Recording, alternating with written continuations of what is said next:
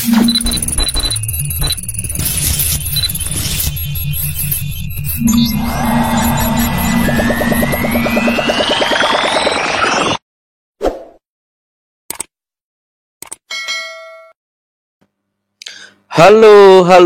shalom teman-teman semua. Selamat pagi, selamat siang, selamat malam untuk kita semua ya. Jumpa lagi di channel ini ya, di channel Yoel Ade Prasetyo tentunya. Nah teman-teman, bagaimana kabar kalian? Saya percaya kita semua di dalam perlindungan dan penyertaan Tuhan ya. Nah, ada sebuah kabar menarik yang saya dapatkan ketika saya coba browsing-browsing begitu ya. Kabar terbaru dari Ustadz Yahya Walloni, teman-teman. Di pengadilan, dia mengaku bahwa apa yang dikatakan dia itu hanya sebuah candaan. Lucu juga ya, teman-teman ya. Jadi, kalau dia ngomong begitu, saya menduga kalau memang betul ya, Ustadz Yahya Walloni itu memang bukan mantan pendeta, bukan ustadz, tapi komedian. Karena perkataannya cuma candaan, teman-teman. Tapi coba kita lihat, teman-teman, apa yang dikatakannya gitu ya. Yuk, coba kita sama-sama saksikan ya. Nah, saya mendapatkan berita dari tribunnews.com. Wah, ini ya. Teman-teman bisa lihat ya, teman-teman. Di sini dikatakan dengan begitu jelas bahwa Ustadz Yahya Walloni akui ceramahnya yang diduga menistakan agama hanya sebuah candaan. Ini candaan macam apa coba teman-teman ya? Coba kita lihat ya. Terdakwa kasus dugaan penistaan agama serta ujaran kebencian ya.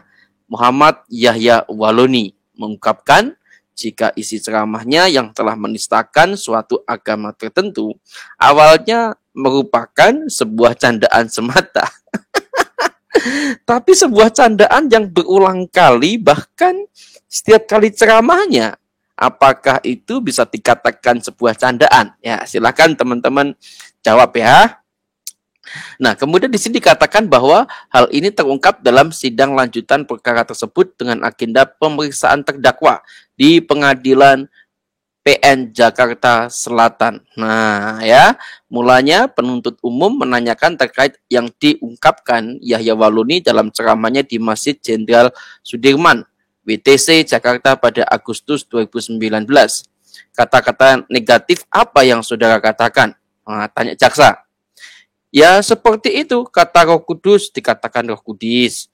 Kitab Bible Kristen, Matius, Markus, Lukas, Stefanus, juga Titanus, Captikus, dan lain sebagainya. Seingat saya itu, kata Yahya dalam keterangannya. Wah, mendengar penjelasan itu, lantas jaksa menanyakan motivasi atau niatan dari Yahya mengutarakan pernyataan tersebut. Nah, dia bilang bahwa alasan terdakwa mengatakan tersebut apa gitu ya. Nih, jaksa tanya begitu, teman-teman.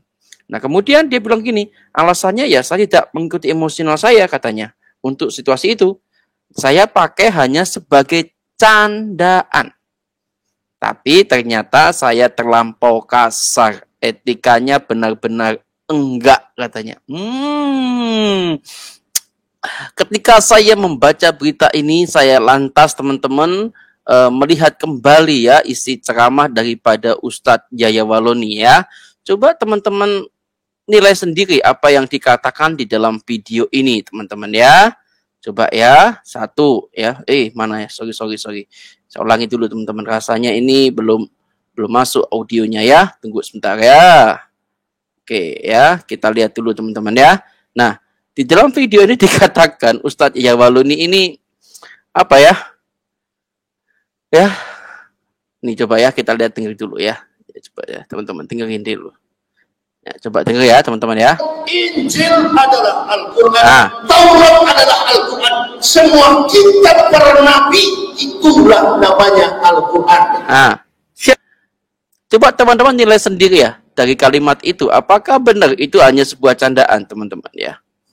Injil adalah Al-Quran, Taurat adalah Al-Quran, semua kitab para nabi itulah namanya Al-Quran. Semua kitab para nabi itu adalah Al-Quran. Ini sebuah candaan. Injil adalah kitab Allah atau Al-Quran katanya. Nah, Apakah ini sebuah candaan biasa? Nah, teman-teman yang dikasihi Tuhan gitu ya, kalau kita melihat Yahya Waloni ini memang seringkali dan kerap kali dia berkata-kata yang kurang pantas ya, kurang elok ya, bahkan sangat menodai ya kebersamaan, kebinekaan di bangsa kita. Coba kita lihat lagi satu lagi videonya ya. Coba dengerin ya, baik-baik ya teman-teman ya.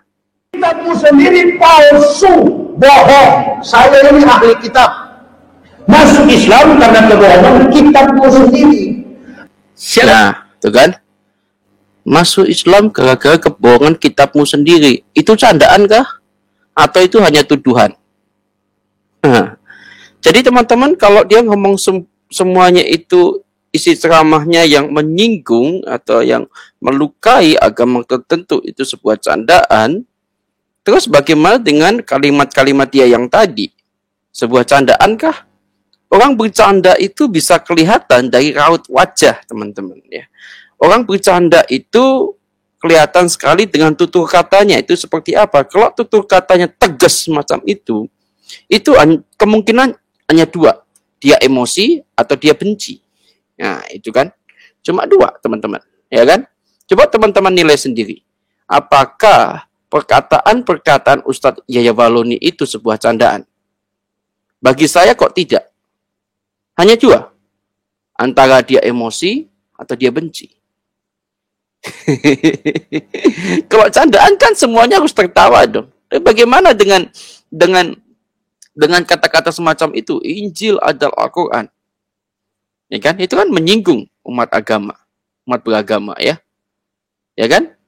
Kemudian pertanyaan saya kedua adalah ketika dia ngomong Injil adalah Al-Quran, apakah benar begitu? Apakah orang Kristen menerima Injil adalah Al-Quran? Demikian juga orang Islam pada seluruhnya, apakah menerima Injil itu ya Al-Quran? Ya kan? Itu pertanyaan yang harus dijawab. Kedua adalah, ketika dia ngomong bahwa kitabmu adalah kitab palsu, mu itu adalah orang Kristen. Yakin? Apakah kitab Bapak itu yang asli? Kan begitu. Nah, dari sinilah kita bisa melihat karakter Ustadz Yahya Waloni. Ia suka memutar balikkan fakta yang ada, teman-teman. Dan dia bukan bercanda dalam hal ini. Tapi lebih mengarah, kalau nggak benci, ya emosi. Ya kan? Silakan teman-teman berpendapat, silakan teman-teman tulis komen. Apakah teman-teman percaya bahwa yang dilakukan Ustadz Yahya Waloni ketika dia melukai agama orang lain, melukai kekristenan, itu hanya sebuah candaan? Saya tidak menerima jawaban itu. Bagaimana dengan teman-teman? Ya, silakan tulis komen. Saya tunggu teman-teman. Nanti kalau ada waktu saya akan balas komen kalian ya. Tuhan Yesus memberkati. Salam toleransi. NKRI harga mati. God bless you teman-teman.